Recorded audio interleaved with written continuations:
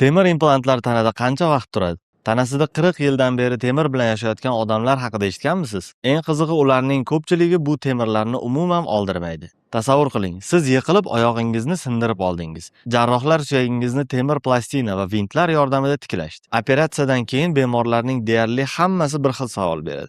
Doktor, bu temirni qachon oldiramiz? Qiziq tomoni shundaki, ko'pchilik bu temirlarni tanada 1-2 yil turadi deb o'ylaydi. Aslida esa ayrim odamlar tanasida implantlar 30-40 yil, ba'zida esa umr bo'yi qoladi. 1950-yillarda shved ortopedi va tadqiqotchi Ped Iguar tajribalar vaqtida titan kameralarni quyon suyagiga o'rnatgan. Tajriba tugagach, u titan kamerani chiqarib olmoqchi bo'lgan. Ammo titan suyakka shu qadar mahkam birikib ketganki, uni ajratib bo'lmagan. Shu kashfiyot keyinchalik zamonaviy tish implantlari va ko'plab ortopedik implantlarning asosiga aylandi. Ular titan, kobalt, molibden degan maxsus tibbiy qotishmalardan tayyorlanadi. Tanadagi temir ob-havo o'zgarganda og'riydi degan gaplar ham yo'q emas. Aslida bunga implantlarning o'zi emas, balki uning atrofidagi yumshoq to'qimalar va bo'g'imlardagi o'zgarishlar sabab bo'lishi mumkin. Shunday ekan, tanangizdagi implant vaqtli bomba emas. U ko'pincha yillar davomida, ba'zan esa umr bo'yi siz bilan qolishi mumkin. Endi savol,